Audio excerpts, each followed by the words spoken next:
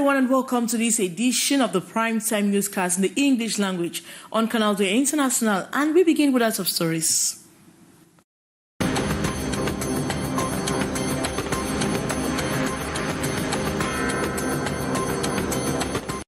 After a period of intense conflict, calm has returned to Magba, a town in the Noon division of Cameroon, where recent clashes between the Bamoun and Fika communities left a trail of devastation. Despite restoration of peace, the residents remain gripped by fear, unsure of what the future holds for them. And just 2 weeks before the next gathering of the Indomitable Lions, a new controversy has erupted surrounding the selection of the stadium for their upcoming match. Despite the Confederation of African Football approving Japoma Stadium, the body responsible for the stadium maintenance, ONIS, has suggested a shift to the Fandara Stadium in Yaoundé. Tell you more in this edition of Newscast.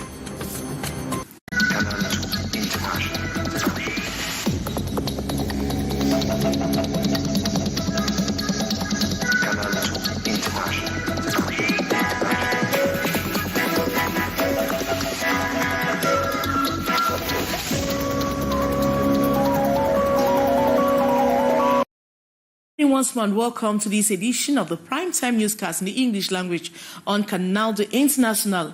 And we take you to Buea in the southwest region of Cameroon, where inhabitants are still in shock following the demise of 2 persons and material damages as a result of a road accident that occurred today. The Moliko incident paralyzed circulation for more than an hour in Buea. More on the story with our reporter, Ines Onwambala. A ghastly motor accident occurred in Buea this Wednesday.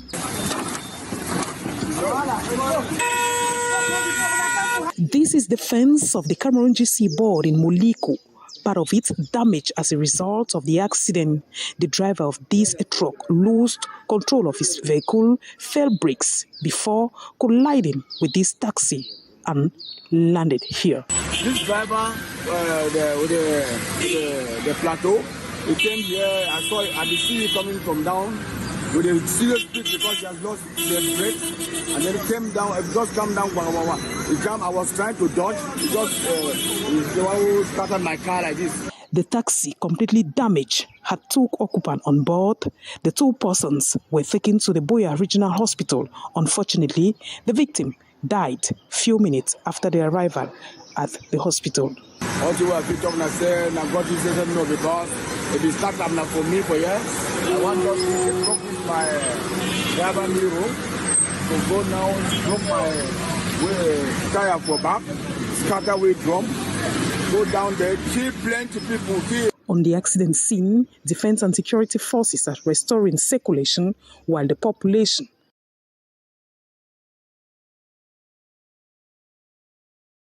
And we take you to the Mongo division, where a Carina car stolen from the west region of Cameroon has been intercepted by the road prevention squad of the divisional delegation of transport for the Mongo division. This comes after multiple threats to the safety of this prevention theme, marking a significant victory in the fight against a car theft in the littoral region. More in the following story. In a bold move, the Mongo Divisional Transport Delegation seized a stolen car on National Road Number 5, despite facing multiple threats from perpetrators. The car, a Carina E brand, was stolen in Bafoussam on the night of August 7, 2024, and was being transported to Littoral. X1. After an investigation was done, we found out that the driver was in possession of a stolen car. When we took him to the gendarmerie, they showed original documents and we handed him his vehicle.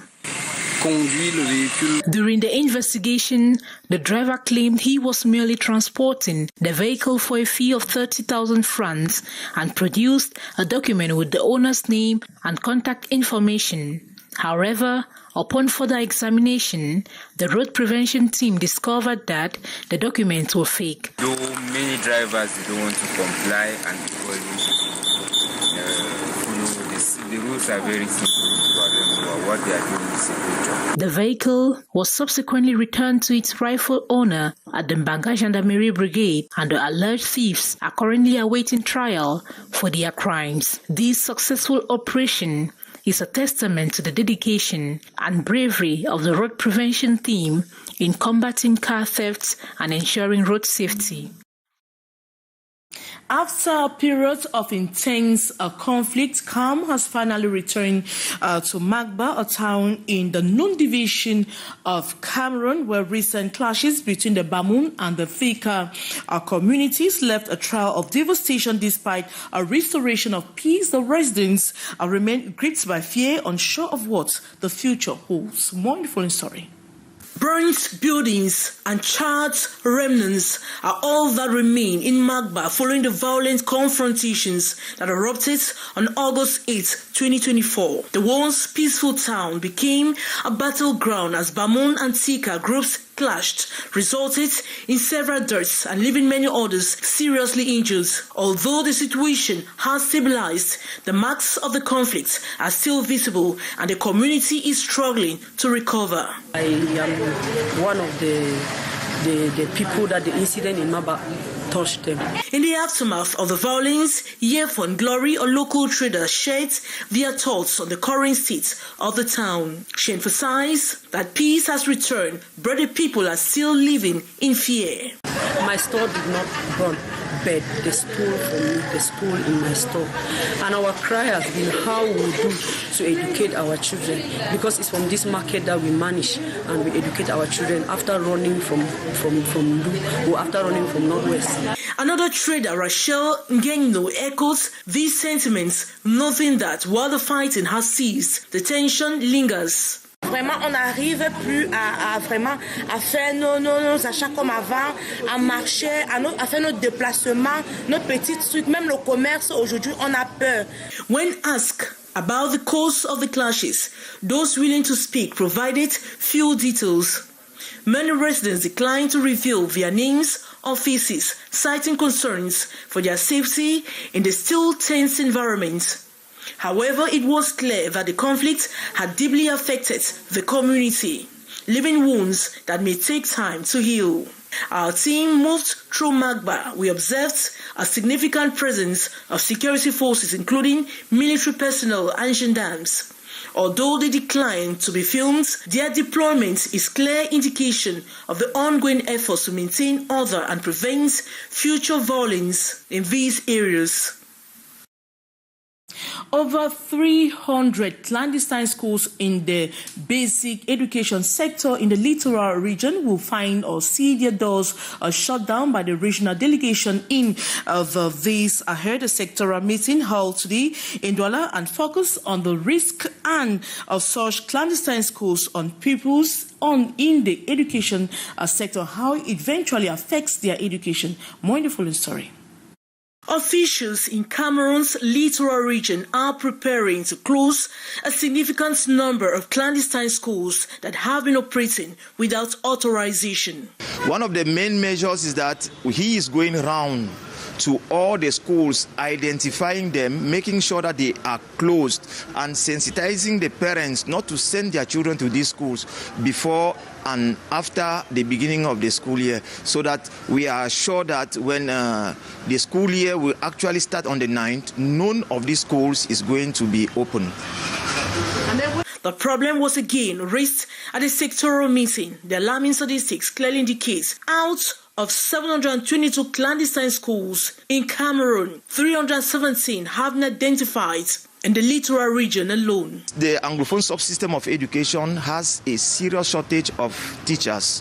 You see, we don't have enough teachers to take care of all our government schools. So that is the main problem we are having. These unauthorized institutions often operate out of private buildings and lack the necessary infrastructure to ensure a safe and conducive learning environment. The qualifications and competence of the teachers employed in these schools have also been called into question, raising concerns about the quality of education being provided. We also seize this opportunity to give to all the participants the instruction you receive from the Minister of Basic Education during the national sectoral meeting we attend. The meeting also highlighted other critical challenges facing the basic education sector, including widespread teacher absenteeism, corruption, the absence of a functional budget, and the lack of essential educational resources. These issues have been flagged for urgent intervention as the new school year approaches. Key figures in the basic education sector who attended the meeting stressed the importance of swift and decisive action to address these challenges. With the academic year just around the corner, there is a growing pressure to ensure that all schools in the region meet the required standards, providing quality education and safeguarding the well-being of pupils. And making available didactic material and incentive to teachers on record time are some of the resolutions taken by officials of basic education in the northwest region of Cameroon as part of preparations for a better school year come 2024-2025, that is September 9. This was during a recent sectoral meeting held in Bamenda for the 2024-2025 academic year. More with our reporter Saleh Sherifa Annie Collins Annie. Venus des quatre coins de la métropole économique, ces jeunes souhaitent s'édifier sur le trading. Ce marché de crypto-monnaies considéré comme nouveau dans or technical hitches, and we move to something else. The phenomenon of clandestine schools in Cameroon persists. This year, the ministries of basic and secondary education have shut down close to 900 illegal schools across the country. However, as the 2024-2025 academic year approaches, some of these illegal schools in Douala are already enrolling pupils, which our reporter, Lato Cynthia, says is not normal. Her story. Parents are often caught in a whirlpool of clandestine schools as they are forced at the middle of the school year to squat for a new school for their children upon the shutdown of clandestine schools that violate government ban not to operate. We don't know how it happens. You enroll your child in the school, and as the school year unfolds, you hear there are no teachers. Different classes and pupils are mixed, so it disturbs us. Ça nous dérange vraiment. On verse les parents souffrent. There are many clandestine schools here at Buea. Students resume schools and after 2 months they are closed. The money spent, parents suffer in this situation. In the wake of this growing phenomenon, some parents have derived coping strategies, those that worked for Akiva 20 years back. The decision that parents need to take is to be informed on a school before taking their children there. Before enrolling your child, no matter the institutions, be sure that it is good, and secondly, that teachings there are of standard.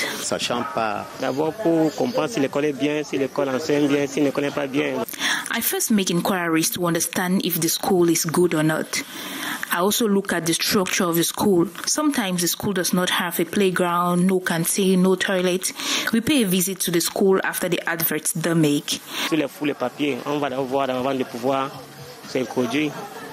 On July 2024, the Minister of Secondary Education, Professor Nalova Lyonga, shut down some 171 clandestine secondary schools nationwide, with 67 of them in the littoral region. While the Ministry of Basic Education, Laurent Serge Tudingwar, also passed a decision to shut down some 722 clandestine establishments of basic private education across the country. But the tour around some of these clandestine schools in Douala revealed that enrollment is ongoing ahead of the 2024-2025 school year, despite the measures taken. They expressed hope to our reporters that more parents will solicit them as schools reopen fully. And the 300,000 cubic meter of potable water supply to Yaoundé and its environs, quantity above the 240 cubic meter demand, and so more than enough to quench the thirst of inhabitants of the nation's political capital, Yaoundé. A day after the good news, our reporter Beatrice Ngamo went visiting some neighborhoods in the capital city. For a while, some acknowledge the flow have been effective, others see they are yet to have the taste of water. Wonderful story. Potable water is a rare commodity here at Jangmemos, just behind Canal in Yaoundé. For many years, the taps are not flowing, and the inhabitants have been longing for the life-saving liquid to quench their thirst. We are waiting for at least 5 years. We don't have water. To get a bit of drinking water, one needs to get up very early to catch some usable quantity. We suffer. We get up at 5 a.m. to about 7 a.m. before you get a little. There is no water at Jangmemos. From there to the career area, same sad old story. The absence of running water detrimental, as most of the water supply pipes have been damaged. We don't have water. We have connected pipes, but due to lack of water all these years, the pipes are in wreck. Their old long companion, wells and boreholes. What they are exploiting with a lot of hope, as the government has announced a campaign for connections of more households. Head of State has instructed Minister of Finance and Minister of Economy to mobilize 10 billion CFA in order to give water to more people. And we hope that on the end of 2025, 200,000 households will be connected in Kamawata network. In line with the 300,000 cubic meter supply for Yaoundé and environs, quantity above the 260,000 cubic meter demanded, hoping some 1 million households will receive water from the Pipes project. And just a few weeks before the next gathering of the Indomitable Lions of Cameroon, a new controversy has erupted surrounding the selection of the stadium for their upcoming match, despite the Confederation of African Football CAF body approving Japoma Stadium. The body responsible for the stadium maintenance, ONIS, has suggested a shift to the Fandera Stadium in the nation's political capital, Yaoundé. More on that story with our reporter Eme Katimukuri. It's another battle of the documents in Cameroonian football. The latest exchange comes from FECAFOOT, the country's football federation, which has issued a firm directive to ONIS, the organization responsible for managing sports infrastructure. The letter emphasizes the necessity of holding the upcoming match against Namibia at Japoma Stadium. The rationale from FECAFOOT is clear. Changing the venue at this stage could have significant financial repercussions for both sponsor and the Confederation of African Football. This letter from FECAFOOT is a direct response to a communication received on August 19, in which ONIS declared the Japoma Stadium unavailable. According to ONIS, heavy rainfall in Douala severely damaged the pitch. However, despite these claims, the Japoma Stadium hosted a CAF competition match this past weekend between Victoria United of Limbe and the Ghanaian club FC Smart. Additionally, on August 7, ONIS had confirmed the availability of both Japoma Stadium and the reunification stadium of Bipanda for training session. This latest development has led some observers to suspect the involvement of the Ministry of Sport, which has been locked in a public feud